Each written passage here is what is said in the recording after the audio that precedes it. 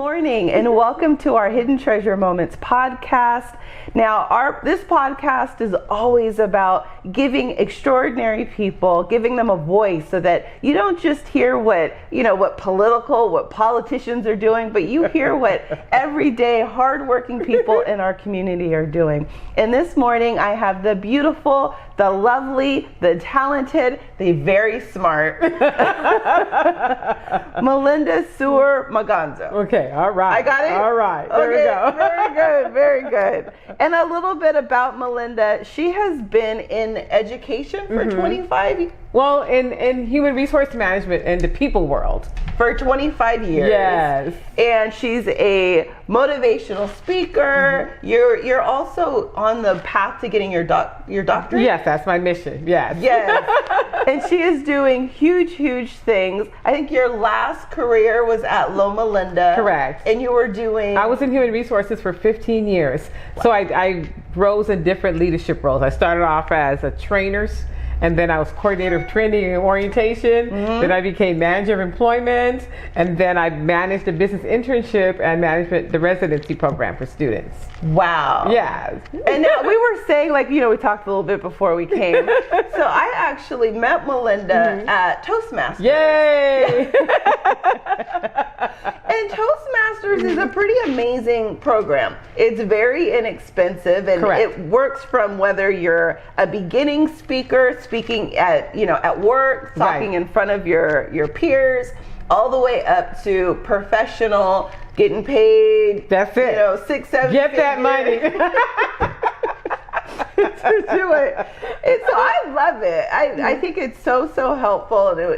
It introduces like-minded people. Correct. And so Correct.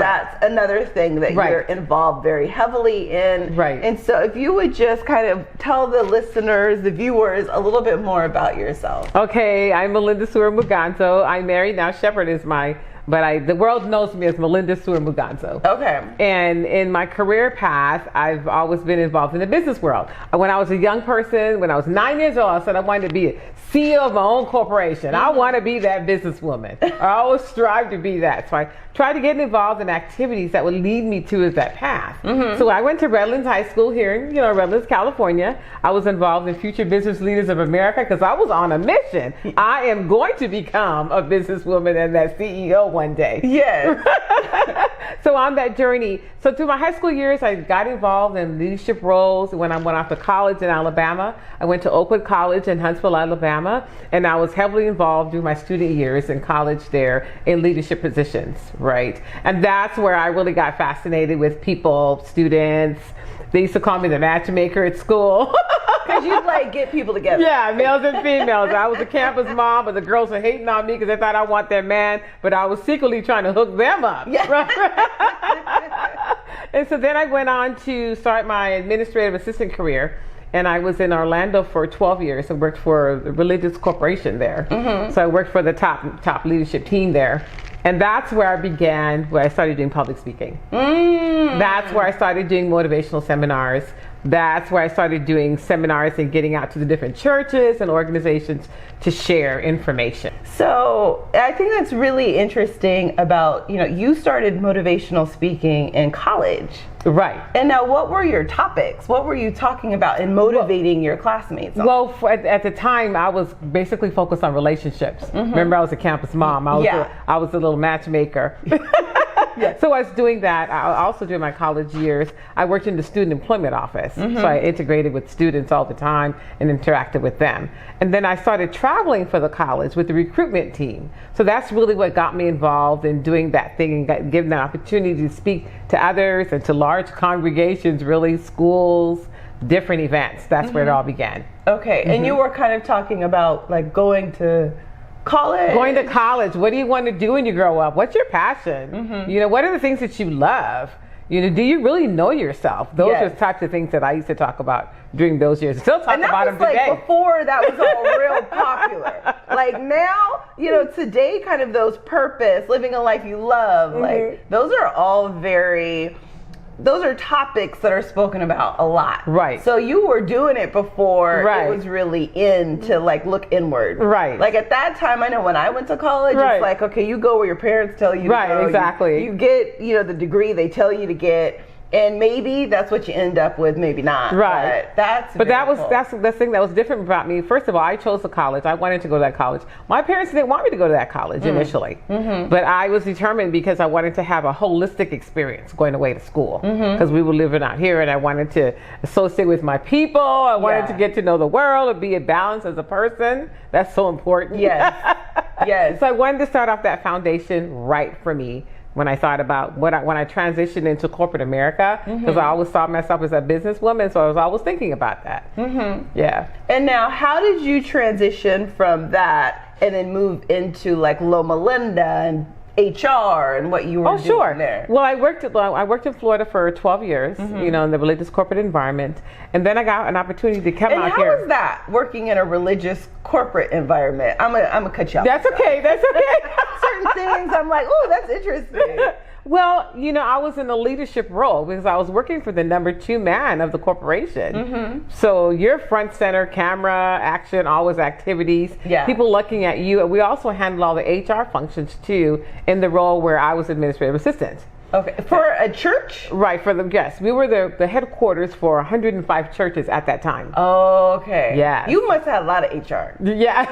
Well, I love people. That's what just drew me to that world. Yes. So we handled all the HR dynamics in that role. Right. And did anything like crazy come up? Things always come up crazy. Like crazier than in secular? People are crazy. Just in general. Okay. Yeah, they are. Right there. They totally are. Yeah, I don't care what profession you're in. I don't care what job you have. I don't care how much money you make. People still crazy. But what was one of the craziest things? Because I want to get in there with you. I'm trying to think of what those craziest things was. When I think back during those years, or when people would come into the church environment or come into the corporate office and start talking crazy, demanding things, and wanting to see people that were not on their radar, wasn't in their appointment book, or wasn't on their schedule. So their behavior was not nice. Yes. Like it was. There was no Jesus in that behavior. Christian. There was no Jesus in that behavior, okay? You were like, you need Jesus. Right, exactly. Help me help you now. Now. It's an emergency. So that's what it was like. And there were always challenges with that. And when we traveled around to the different churches, we were doing different workshops and different presentations. Once again, meeting people there, because I'm also a musician on the weekends. And so people, I don't know that. Okay, I'm a musician. Okay. I sing, I direct choirs, I play the organ, piano, keyboard, different instruments. So my college years, I was known for that. And I played and traveled for preachers during those years as well. So people got to know me from that environment. So when my boss inherited me or chose me, he didn't know all those pieces. Yeah. Right? So he kind of bit off more than he could chew. Or he got way more than he was planning on. Right. So when we would travel to different organizations and different churches for the different events, people would already know me because of my musical background and my career and playing for preachers and singing and all that. So he was like, you know my secretary? You know my assistant? Wait, who? What? That's very cool, though. So that's the world that helped me stay in the public eye and be cognizant and want to do those kinds of things. And that's what drew me in. Yes. And so how much do you still do the music? Oh, I do it every weekend. And where are you? On Saturdays and Sundays. Where are you? I play at House of Mercy Church in Pomona. I'm their minister of music. And then I'm also minister of music at a church on Sundays in Mentone, the Mentone Congregational Church. And now, have you guys I'm just wondering, have you ever, I used to watch like on TV how they have like the gospel, the Bobby Jones? Yes, the Bobby Jones, yeah. Have you ever done anything like that? I haven't done that, but I just do a lot of singing. I never competed for anything like that. Yeah, that's not who I am. Yeah, I just give my talents that God gave me back to Him. Yes. I'm not trying to be showtime at the palace. No, I'm not. That's not me. Not that I wouldn't love to do something like that. I would love to do something like that, but I just never pursued that part. Yes. So now you're singing, and now take me to getting to Loma Linda. Sure. And how long you were there. Sure. And what that was like. Sure. So I went from Florida from being, administrative assistant there in the corporate office. So I came to California, because I got an opportunity to be a business administrator for a church. So I did that, and in the role of business administrator, that's what opened up the door for me to get to Loma Linda University Medical Center. And so that's when I got into human resource management. That is very cool. We were talking earlier, I had Truly at Loma Linda, and what was so special is, number one, he was born 5 weeks early, but they, the doctors or the nurses, I don't remember which one at that time, but they were like, do you want us to pray with you? And I was like, yes, please, because I need Lord in here right now. Right. And I remember, like, in the actual birthing room, there was a picture of Jesus on the wall, and I kept saying, like, Jesus, help me, Jesus. There you go. Like, you can't tell me anything about Loma Linda. I love Loma Linda. Yeah, so I worked in that environment for 15 years. In the different roles. Cool. And so now, like, moving on and kind of towing that line of being in HR to now, are you doing speaking 100%? No, or do you actually, I'm an educator. Yes. I'm an educator. So I transitioned from Loma Linda into teaching. So I've been teaching in business administration and healthcare management since then. So it's been about 5 years I've been teaching, And of course I do speaking. Teaching, I love it. I love the classroom because I love students. I'm all about, I believe in the practical application. So in the classroom, I'm always challenging my students to be a critical thinker, number one, and then how are you going to apply these skills in the workplace? And I'm very adamant and very passionate about that, because students go to school today, they get a degree, and they still don't even know what they want to do. You go into something you don't really like, you're not into your profession or your passion, and that's very important. That's what you should do. Yeah, and that's not what it is. And so I'm always asking those tough questions. I help them do different assessments to get to know themselves. I challenge them with a lot of interactive activities so they can really get to know who is that person inside their skin. So while you're learning that subject matter for whatever course that we're in for that module, I'm still incorporating those life soft skills in the classroom. Very important. And now, do you think kids coming out of college today have it tougher than like when we came out of college? No. Are you kidding? They have it easier.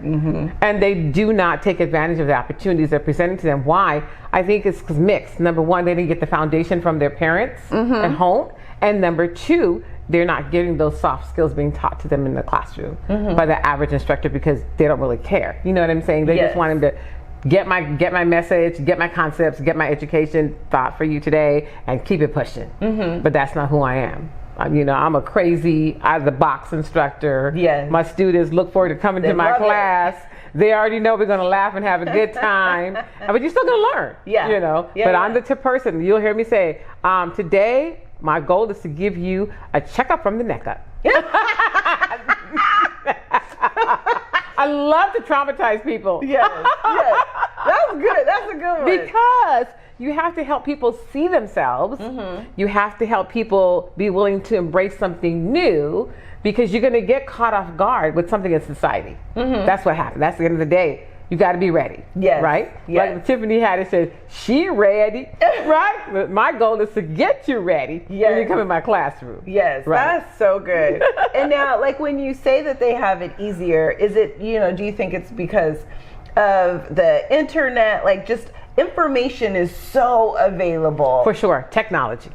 Technology has totally spoiled bratted the kids. They're spoiled brats today. They want for nothing, and they get everything at a moment's notice. Their attitude feels like, I'm entitled. I sat here in the classroom, pay me. I want to make my 6 figures now. I'm not staying with your company long term. I might be with you 2 years, but when the next opportunity comes knocking, boom, boom, boom, I'm out. See ya. Sometimes they don't even give you a 2-week notice.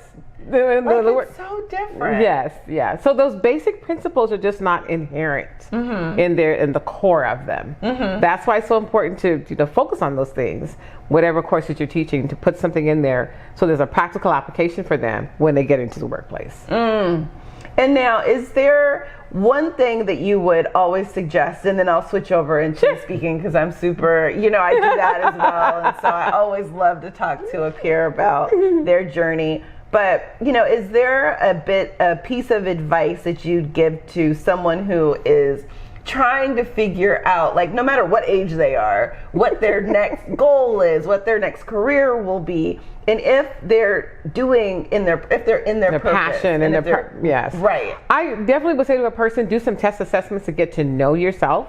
And so how do they get a test assessment? Well, just go online. Like, for example, I always tell people to do one that's called Ocean, OCEAN. So you can just go on www.truity.com. Okay. And I'm going to write it down after, Truity. and I'll add it to this www.truity.com, and it's called the Big 5 personality tests. And so what happens is when the people answer the questions, it will spell the word ocean, OCEAN, which tells them, how open are you? Are you conscientious? You know, what do you feel about extroversion? Are you an introvert, extrovert? Are you agreeable? Can people tolerate you? And then are you crazy? You neurotic? Neurotic is the end. So neurotic is a bad thing. Yeah. Okay. Yeah, you don't want to have a high number in neuroticism. I'm be praying for you if that's the case.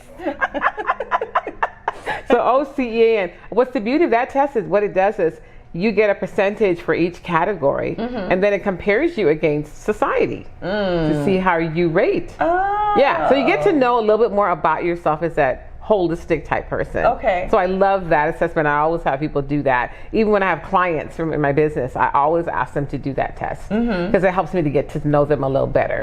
I really need to know about that N factor. How high is that? And so then Ocean's one. Okay. Another one is a good one to get to know yourself is, what are your 5 top strengths? You know, and Gallup has a test assessment that's very expensive, but there are other ones online that are free. I'm always emphasizing free. Okay. You know, and find out your 5 top strengths. For me, my 5 top strengths, I'm strategic is number 1. So I'm strategic about everything. I told my students, even when I'm acting a fool in the classroom, I'm still being strategic. And that's like you're thinking steps out of what's currently happening right there. Correct. So I'm strategic, I'm a learner, I'm futuristic, I'm woo, and then of course I'm an activator. So they have different definitions for what those mean. Okay. In my case, strategic, you know, I'm always thinking way in the future. You're not going to catch me off guard because I already planned for the left hand, not knowing what the right hand. I'm going to know what's in that right hand. That's what strategic's being all about, right? I'm a learner. I love to learn. I love to learn. And I'm open-minded. Some people are just fixed. You know, they don't like to learn. If you share some content with them, they stay right here. They're so opinionated. They can't well, what if? Well, what if? That's not even on their radar, right? So that's important to have an open mindset, to be a learner. To be an activator, of course, you're always, you know, inspiring and helping people to change and giving them activities to help get that done. I'm futuristic. I think long term. You know, and then of course I'm woo. When you walk in the room and you change it, that's the gift of influence. That's all woo. I see the woo right now, working in its fabulousness. That's really so. That's good. What that's about. So to know your 5 top strengths is good as a test assessment to get to know you. And then I think the biggest one is really getting to understand your personality and your temperament. You know, some people are very structured. Some people are very technical. Some people are action-oriented. Some people are relationship, STAR. And that's what this stands for, STAR. And so which one are you? In relationship to the personalities, you know, are you a life of the party, sanguine? Woo, that's who I am.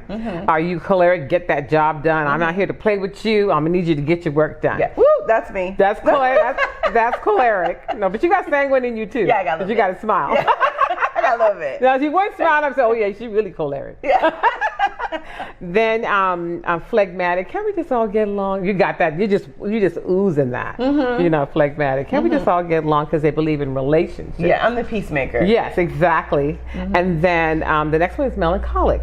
You know, I want to do it right now, but do it right the first time. Yeah. So when you mix that up and understand who you are as far as STAR with your personalities, it kind of gets to help you get to know yourself. And it's important to know yourself because when you walk into that potential job or even networking, it's important to be able to sell yourself and, you know, what's that elevator speech? Who are you? Yes. Right? Because it's just a handshake and it's over. Yes. Because just in a handshake, somebody decides, yeah, I'm not doing business with that person. Yes. Right? Oh, oh yes. You know? Yeah. I'm like, I think you used to have like 9 or 10 seconds to make an impression, and now it's like 3 to 5. Like, you know, we just keep going shorter and shorter. 4 to 10. I tell my students it's about, because the 4 to 10 seconds has to do with your sensory memory. So your brain says, oh, she's beautiful. Oh, he's handsome. So now the person has the potential to elevate to your short-term memory. You've gone from sensory, to short-term, which is 2 minutes. See, still short time frame. Yeah. And we don't think about our brain. Our brain can only capture 5 pieces of information in those 2 minutes. So if somebody's talking you to death in 2 minutes, you already tuned them out. In this ear, one out the other. But let's say what they had to say in those 2 minutes really impressed you. Oh my goodness. So now you got the sensory memory going on. Yeah. Right? Then we got the 2 minutes. Oh, good information. Okay. Now the person qualifies. I said qualifies and is eligible to potentially be in your long-term memory. Now, if we go to your long-term memory, got to be at least 15 minutes. What time frame? 15 minutes. Okay. They already lost me. That's right. So some people, you know, you have the power of choice to say whether I want that person to be my long-term memory, right? You meet somebody and let's say they pass your sensory, they pass your 2 minutes, but you're like, maybe not. I made the wrong decision, right? So you can look at your watch and be strategic and say, oh, I need to make sure this person doesn't get in my long-term memory. They got 14 minutes. Isn't that powerful though? That is. You do the sensory, short, and long term. And so that says a lot about a person when you're thinking about the future and relationships, because they're going to be way back up in here at night when you think you see your subconscious brain all of a sudden, what? You know, when you didn't want to remember something you should have cut off and you didn't cut it off and now you're stuck. That's so funny. That explains a lot about dating. Yes, it does. There you go. That quick That's analogy. Right. And I'm like, oh, okay, I get it. I get how my husband got me. Right? He took me salsa dancing. Knew it was over. Like went into your long-term memory. Yes. So it was a memorable moment that you'll never forget. Yes. So it's embedded. And I remember what I had on. You remember? See, because it's in your subconscious mind. It's not in your conscious, it's in your subconscious. So it can't be erased. That's deep, huh? That's very deep. Okay. Melinda's got so much very cool, deep information. We're going to take a quick break. And when we come back, we're going to talk about kind of that transition to speaker, professor. You know, I love to kind of get into other speakers' brains about what motivates them and what keeps them going. So please stay tuned. We will be right back. That's good. I got to ask you about TED too. TEDx. Oh yes, yeah. Okay, when it comes back, I'm gonna ask you about that because that always, I'm like, always like, oh, all the information I can get. I can't hold on to all of it, but what I can get. Let me make sure. Okay. Well, welcome back to our Hidden Treasure Moments podcast. Again, I am Kara Adams, and I'm here with the beautiful, amazing, spirited, woo! Melinda. Woo! Slap me high five. Yeah, woo! Let's do it.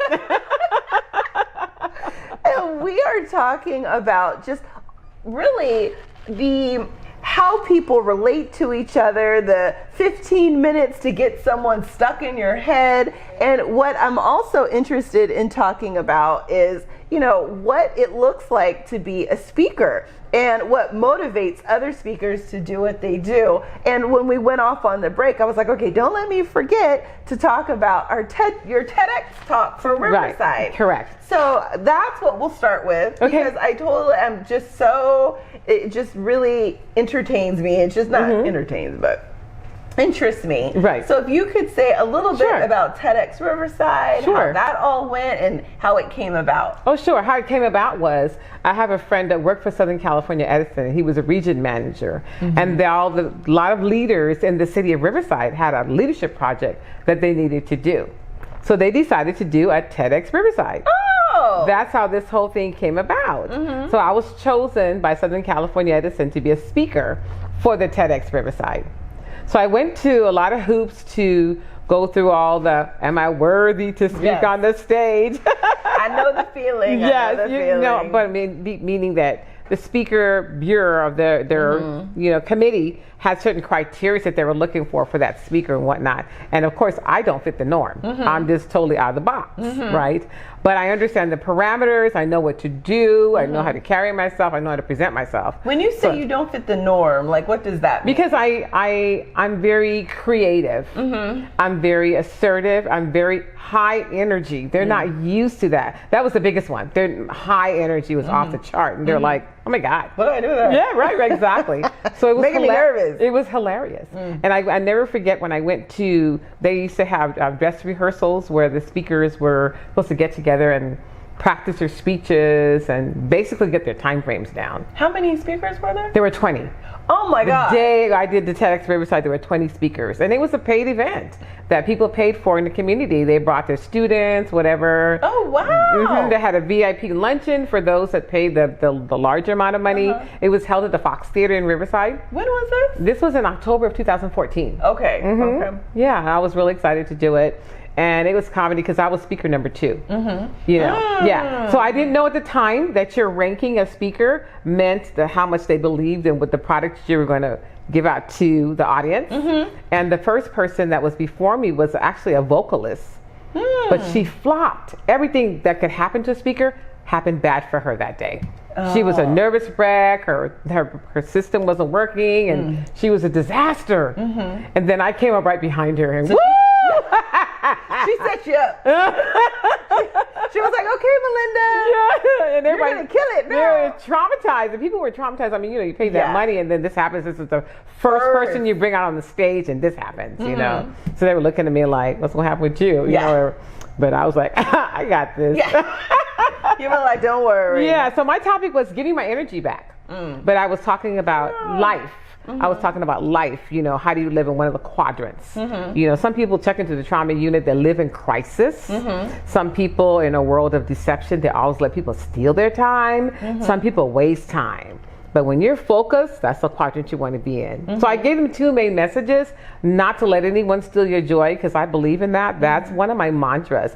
I will not let anyone steal my joy today or ever. That's the mantra I gave them from the TEDx. And the second one I gave them was brighten the corner where you are. Brighten the corner where you are. Because sometimes in the workplace, you have nasty bosses. Yes. You have mean coworkers, all of those kinds of things. And you have to be mindful about, how can I still keep this and maintain my positivity and still be the best that I can be every day, making sure I'm leaving a legacy in the workplace, because it's a one-time shot.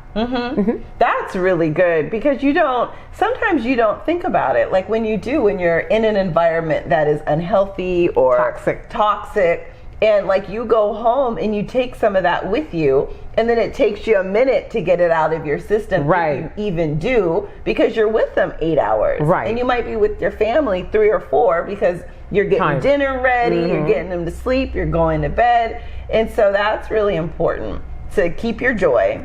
Don't let anyone take it. And then keep your happiness in your own little box. And when I say that second one, brighten the corner where you are, is to be your best every day. Some people come to work and it's Monday, and so they're coming in with that, I'm tired. I'm like, how could you be tired? It's just Monday. What happened? Marvelous Monday. How about that? Terrific Tuesday. Yay.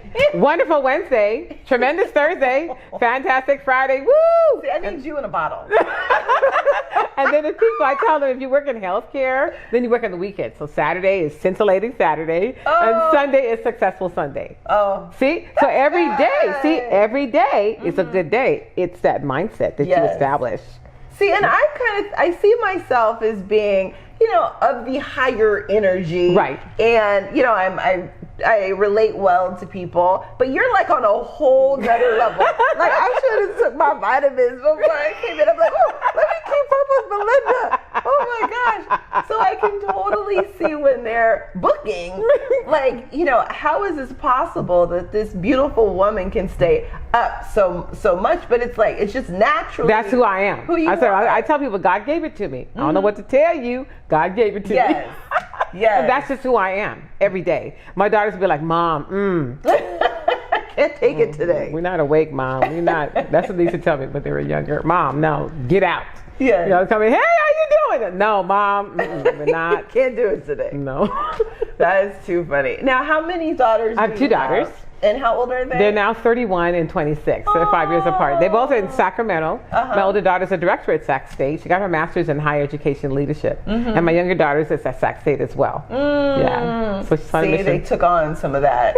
And that's funny because all the stuff that they said, Mom, we're not going to be like you. We're not going to be a seminar presenter. We're not going to be talking to people. We're not going to do, and guess what they're doing? They're all in it. Doing the same thing. So you're like, yeah, now what? Wasn't it right? And what I would do is when they were younger, when they were high school years and different things, when they would get involved, I wouldn't tell them what I did. I would wait till they were all in it and then tell them, oh, by the way, when I was I did that back in the day when I would remind them and tell them, So, yeah. You're like, the apple did not fall far from the tree, baby. That is too cute. And now, if you would tell us a little bit about, what motivates you, what inspires you. A lot of speakers that I have met kind of along my journey, something has happened, whether it be an illness or whether it be, a loss, something kind of pushed them from just experiencing life to truly living life to its fullest. And has anything like that ever happened for you? Well, I'm very passionate about people. That's my number one premise. And I love to see people grow. And I feel that the gifts, God has blessed me with a lot of gifts, a lot of talents. And so people look at me like, how does one person have all those things? They don't understand it. But then also too, in 2013, when my older daughter was graduating with her master's degree at Sac State, I actually had a mild heart attack in the arena. While she was graduating? So I didn't even see her graduate. Wow. I went to walk around to the other side of the arena to be closer because the graduates were getting ready to come in. And it was right then when I had a mild heart attack. I became disoriented. I don't know what was going on, but that's what had happened to me. And did you feel anything? Because I was just at the Women's Red Dress event, which is all about heart care and taking care of yourself, and that women have just our rate of heart disease is increasing.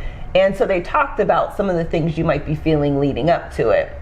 I had nothing. I had no symptoms. I had nothing. But I found out after the fact that I was highly stressed. So sometimes you think, because I was a single mom for 21 years with my daughters.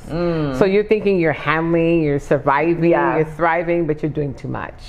Right. So I'm more proactive as far as with my self-care per se. I'm very more proactive with my mindset about things, and I'm very careful who I spend my time with. And now do you see that you are taking time out for yourself to take care of yourself and make sure that you are as healthy as you can be? I'm being more proactive with that. Change some things with my eating habits, and I'm walking, and I'm doing those things to, keep myself, looking good. Hello. Yes. And living a long time. It's all about that longevity. Yes. That's what we all want nowadays.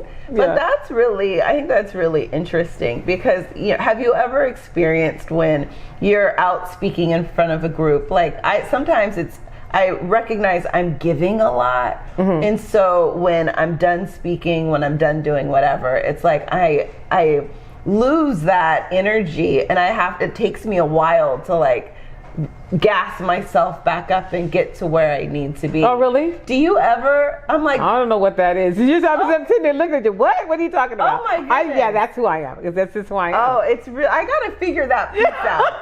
Because I'll go speak or I'll go do something, and maybe it's 30 minutes, maybe it's an hour. Yes. But I know it takes me probably an hour to 2 hours to recover. Yes.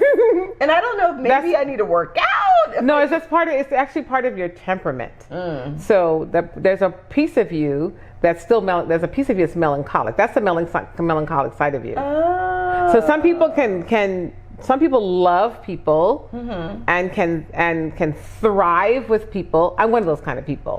I get energy from people. Oh, and I'm the opposite. Exactly, that's what I'm saying. It zaps me for a while. Exactly. So that's the melancholic in your personality. Okay. So you have to. That's interesting. Yeah, that's what it's personality. It's a personality trait. So what happens is you have to recover. You need your space. You need your quiet, you need your solace. That's what that is. It's a personality trait. Yes. I went and did, like, this week has been crazy because I'm doing an audio book, which is so hard. Yeah. I had no idea it was that hard.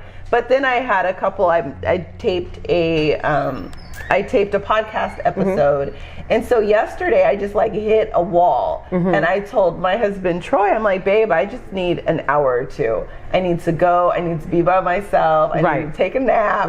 And then I'll be good. But I just need a minute because I just feel so drained. That is really interesting. See, that's what personality trait. Yeah, a piece of you is melancholic. That's what that is. That's what that. And melancholic people, you can basically tell who a melancholic person is because that person tends to be reserved and quiet, oriented. Even when you first meet them, that's their aura.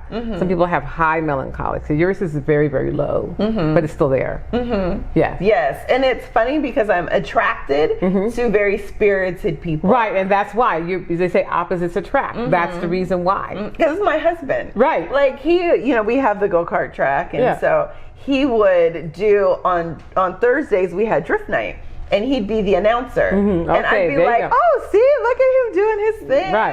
But it's like, I liked that we were opposite because I was always kind of the quiet one. He'd make fun of me. I'd be in the back like, no. And now it's like me getting into this role. It's like I just have to exercise that part of my being a little bit. So you just have to get more comfortable with yourself. That's what that is. And being confident, because that's a new part of you that you're embracing. So it's a shock to your own system. So you have to. And like for me, like getting on the platform, being a speaker, I never in a million years saw myself doing any of this. The book, the podcast, speaking, none of it. And for me, that experience was I was diagnosed with cancer, and I recognized I was living somebody else's life. That, I was pleasing everybody else but myself. And that even the career that I had chosen, I was doing it, I was in marketing for 15 years. And I love it, but I was climbing a ladder that wasn't mine to climb. And so it's like, because I was good at it, I just kept going up. And I was like, oh, you're going to pay me to do this? Okay, I'm going to keep going up. So that was but the money was your motivator at that moment in time. But now you're motivating yourself. So now you're looking at your intrinsic motivation. What makes me happy? What makes me content? I'm free in my mind when I have intrinsic motivation. I'm going to be talking about that today. I'm doing a public speaking workshop today. That's one of the things I'm going to be talking about. So you have to know how you are driven, what motivates you. So it has to be inside. When it's inside of you, then nobody controls you. Ooh, that's deep right there. And that's what it's about. So many of us are controlled by extrinsic factors. They're all outside of ourselves. But we don't give ourselves those mental messages. We don't do those physical body incantations so that we get inside of ourselves and really believe in ourselves and assert ourselves. See, all that's part of intrinsic motivation. Have you written a book? On that mission. I did. I was starting a book project with Les Brown, the motivational speaker. And Jack Hansen. Mark Hansen. And Jack Canfield. So we were in a book project together, but then something with the publishing company fell through. So I did write it. There were 20 of us. We all wrote a chapter for this book. The book is called Mastering the Art of Success. And I wrote the chapter, Success is a State of Mind. So what I've decided is I'm just going to go take my chapter and get that book and keep it pushing. I can see it. I can see it already because I think that's really important for people to recognize, because when I was being pushed externally, externally right now in this context, externally, when that was happening, I was probably the most depressed I'd ever been. But like on paper in my life, I looked the most successful. But I had no passion. I was just checking off boxes. And now I'm working 3 times as hard. But I love my life. Like I feel so good to be in my own shoes. To be able to be transparent, to be able to have conversations and not worry about trying to please exactly or say what the other person wants me to say, but still being aware of feelings and you know, being See, that's a challenge too, and this is why also too, as a motivational speaker, you have some people that are in the business to get that money, right? They're not very passionate about their audience and the people they're talking to because they've learned how to can some speeches. I'm not that person, and I refuse to be that person. And those kind of people actually irritate me because I feel like you're fake. You're not genuine. You're not authentic. You know, because if you're standing up as a motivational speaker, the power of the message that you're delivering is to be able to transform the people, the lives of the audience that's in your presence. That's what it's about. If you're not doing that, get off the stage. And it's so funny. I was at the Ultimate Women's Expo in Anaheim, and I was like, okay, I was so worried. I'd got my speaking coach, and I'm like, okay, I'm going to work on this. And, we practiced, what I was going to do, when I was going to deliver, when I was going to do things that seated the audience that they'd be interested in my book. I got up there. I didn't say any of that stuff. Good for you. Good for you. Good for you. Congratulations. And it was funny, I told Troy, and he is of the same belief as you are. And he's like, Kara, you're like, I pray before I go on stage. Exactly. And I say, God, please let me say whatever the audience needs to hear. And so if that's in my plan, great. If it's not in my plan, then I'm okay with that too. There you go. And I see that, I do notice that. I watch the Brene Browns and I watch kind of all the big time. I like watching female motivational speakers. And I try to take a little bit, but recognize that I'm still myself, and that when I speak, it's not going to have that same flow. That if somebody is drawn to me, they're going to be naturally drawn to me. There is no voodoo, there's no magic that I'm going to do that either they like my message or they don't. We all have that same type of passion or that we want that same outcome, which is joy and people living a purpose-driven life. And somebody's going to hear it different from me than they will someone else. And guess what? I don't watch female motivational speakers because it's not about them. It's about the people that God's going to open the door for me to speak to, and He will give me the words to say and give me whatever it is, the tools that I need to do that. The person that I did watch was Les Brown because I use him in my classroom with my students. There's one particular one that he did that's on YouTube. You can find it. It's called "You Gotta Be Hungry." You got to be hungry. And he tells a story about how he got into broadcasting, and so it's a funny story. So whatever it is that you want, if you want it bad enough, Eric Thomas, who's also a motivational speaker, says that. How bad do you want it? And so based on that, you can push yourself and motivate yourself to the next level to keep striving for that goal that you've set for yourself. It's not a goal that anybody gave you. It's a goal you've set for yourself. That's an individual thing. Oh, I get it. And it's funny because I know what it feels like to be so uncomfortable that you think you're going to die.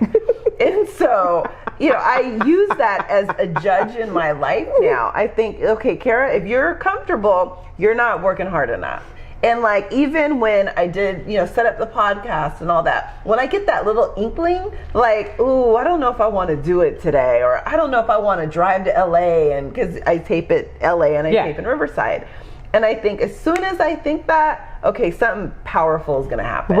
I need to go because something is powerful. And I'm always kind of judging my uncomfortableness. If I'm too comfortable, then I'm not hungry enough. That hunger, there's a pain, there's an agony, there's a need when you're hungry. And so that's what I think, what some of the young people, some of the people who are like, I've been trying to do this forever and nothing is happening. It's that same are you eating or are you not? If you're not eating, you're going to make it happen because you're hungry. And so I love that what you just said. And I find that I love listening to motivational speakers. I love listening to Oprah and her Sunday talks. And for me, it's just more food. It's food for your soul. It's food. But that's because you know why? Also too, that's your woosah moment. Yeah. That's when you finally decided to take some time for you. So that's why you just take it all in. You soak it in and like you're a sponge. You're a sponge. And you're absorbing all that information. Yeah. And I do have my moments, but what I do is I'm in my car a lot. Yes. So Audible is my best friend. I love Audible. I love it. I just got into it this year. Oh my goodness. Love awesome. Audible. Yes. I'm constant. I'm like, the radio, they're not paying me to listen to them. Right. You know, I need to get something that's going to feed me. Exactly. And not tell me I'm a hoe and a whatever. Right. And what I need to do and what I need to buy in order for people to like me. Like, so I try anytime I'm in the car to listen to something that's going to pick me up. Yeah. So, you know, me. it just keeps your brain moving, thriving, growing. You know, I love to learn. Yeah. So I like the crazy people. I got Kevin Hart's book. Yeah. I got Taraji's book. Oh, how's Kevin Hart? He's hilarious. Oh. But I forgot he said, I can't explain. I forgot what the title is. You know, I can't. Something like I can't tell you about it. Some kind of crazy title, something like that. Yeah. And then I have Taraji's book, and then I got Gabrielle Union's book, We Need More Wine. I mean, you know, so I do those just to keep me tapped into society and reality. But they have good points, of course, to say. Yeah. And then, of course, I have the Master's book. I mean, I'm all heavily into John Maxwell, you know, and I know a friend of his, so that's why I'm heavily into John Maxwell, because I'm very passionate about leadership, very passionate about leadership. You know, so people in corporate America, there's managers, I got that job title, but they look at care less about their people on their that they spend time with, versus that leader that empowers their teammates and helps them to grow. Yes. Oh, I love it. We're going to take a quick break, and when we come back, I want to talk about, like, who does the coach go to? When you're the one constantly giving, constantly feeding, like, I know the books, and, you know, but are there people that you turn to help you get to the next level? And then, you know, what do you treasure? Those are the next topics and the things that we're going to talk about when we come back. So please stay tuned. That's good stuff. That is good stuff. That is funny. Yeah, you're in your wheelhouse. That's good.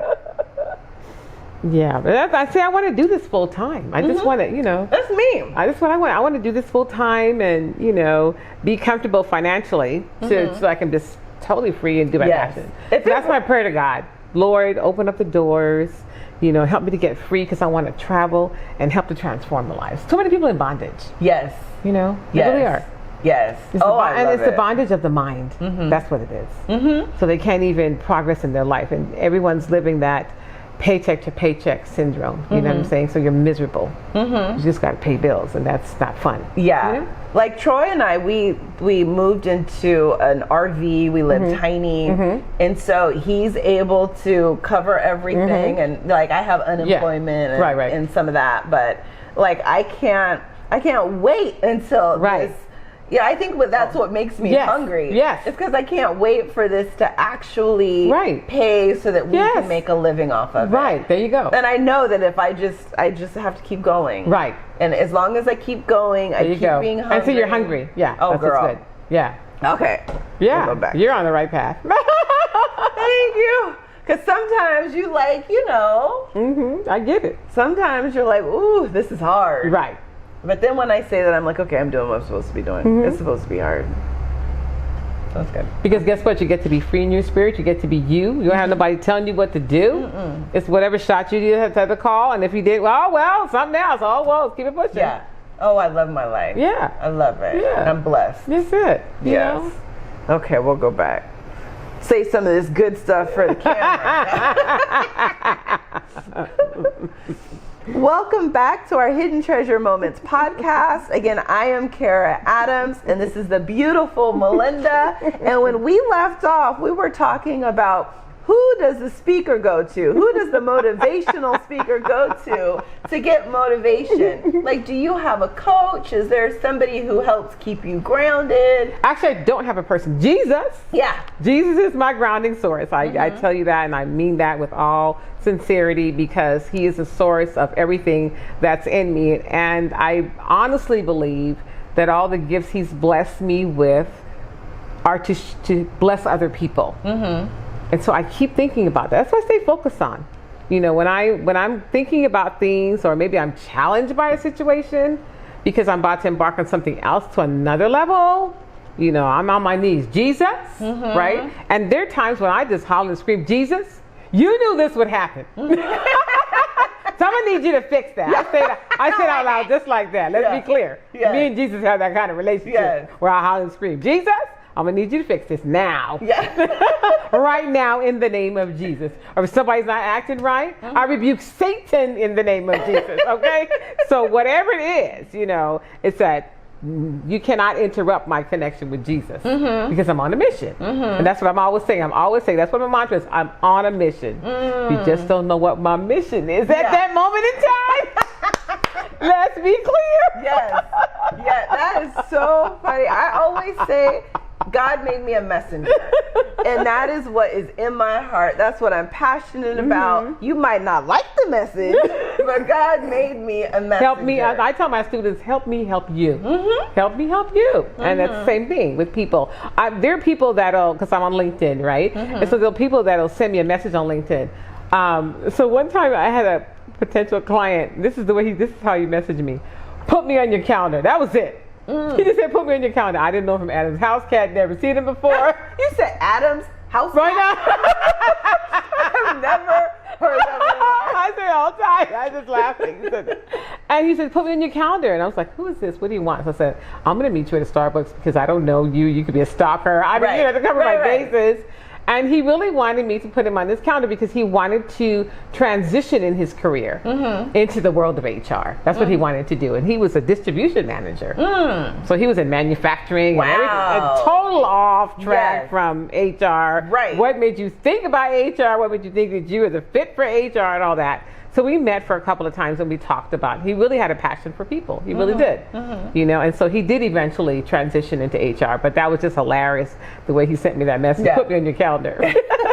And so I'm ready. Yeah, there's some people that come to me that way, or they're shifting in their lives. And so I serve as their coach to help guide them into that transition. Or some people sometimes, even with a simple interview, when they want to get that job, that's their dream job, I've coached individuals to help them to land that job, to get them ready for what does that look like? What does the interview look like? What does the job look like? Have you thought about some of these things? You probably haven't thought about these things, huh? How are you going to deal with these things when you get that job? How are you going to deal with the crazy people? You ready? You know, so you have to ask those tough questions to get that person ready for the journey that they haven't thought about. Because it's a journey. Yes. Well, tell us a little bit more about your business. Like, what is it called? How do people find you? Oh, sure. It's Make Success a Mindset, which is the initials of my name, MSM. Oh. Make Success a Mindset. Make Success a Mindset. Yeah. That's very cool. Yeah, so I'm on LinkedIn, or you can msmmelinda@gmail.com. That's my email. And then 951-966-7655 is my cell number. So you have no excuse. You can Google me, Melinda Sewer Muganzo, and you will see a lot of this. This is a crazy woman here. Look me up and see what you find. That's good stuff. But I just believe in the transformation of lives. And also, too, what I really strive for, too, with Make Success a Mindset is to help other individuals that I know that are authentic, that are doing a good work to help others. I'm happy to be a referral for them as well. Yes, I'm a referral source as well. Oh, that's to good people. Yes, yes. And who are doing it for the right reason. Exactly. That's the message. Absolutely. I think that's very cool. Well, we're going to start to wrap up. Yes. Tell me a little bit and tell the viewers a little bit about what you treasure and what you're passionate about. I treasure my daughters. I really treasure my daughters. I think about their lives. You know, it's comedy. My older daughter is going into the world. She's pursuing philanthropic endeavors, and she's out doing motivational speaking. She's on that path now. She's actually in school working on her MBA while she's in her directorship job, and that's comedy to me because never in a million years would she pursue that. And my younger daughter, I'm just saying the activities that they do are just really into serving the public. You know, they're very good praise dancers, you know, and they both sing. You know, so they're doing those things. So I treasure that. Of course, I recently got married about a little over a year ago. Oh, you're newlywed. Yeah, so I treasure the minister that God blessed me with, and he helps to keep me grounded. You know, and so I treasure him, and I want to make sure that I'm a blessing to him as he continues to bless me. So I treasure that. But I'm very more focused now on treasuring time. Time. So because I teach college in the mornings from 7:45 to 12:45, and then in the evenings from 5:45 to 10:45 p.m. That's Monday through Thursday. Oh, you're teaching. I teach college in the morning and in the evening. Yeah, That's 10 hours a day alone just of instruction. So that's why I treasure my afternoon time between the teaching time. I'm running out of Platt College, you know, to get to do me, to make sure I spend time with Babe, to get my things done, to make sure I exercise. I'm usually exercising in the morning before I even go to school, so I wouldn't get it in if I didn't. Those kinds of things, you know. So I'm more focused on that, and how more so too, I want to finish writing my book. I want to get that done. I want to be more of a blessing to my community fellows. And that's what my mindset's all about now. Oh, that is so beautiful. It's so nice to, you know, I've met you before, but it's so nice to have you come in and to really interact and to get into your brain that goes super fast and super bubbly. And it just, you know, it just inspires me, you know, as one speaker, one motivational speaker to another, like what you're doing and your words and your commitment to the community. It's inspiring. Thank you. Thank you for so having much. me. Yes. Absolutely. Yes. Absolutely. Thank you. Exciting. Yes, we have a mutual friend named Jana. Yes, Hey, Jana. Her move now. Yes. And so, you know, I just want to thank her for introducing us, and this has been really amazing. Thank you, For all of the viewers, this is the beautiful Melinda. I'm going to put all of her information on the post so that you can find her. You don't have to, you just click on the link and it'll be super easy. Thank you for watching. Again, we're here every Thursday from 10:30 to 11:30. And thank you for just being a support to the movement. And I will see you soon. Just take care of yourself and love each other. Until we meet again,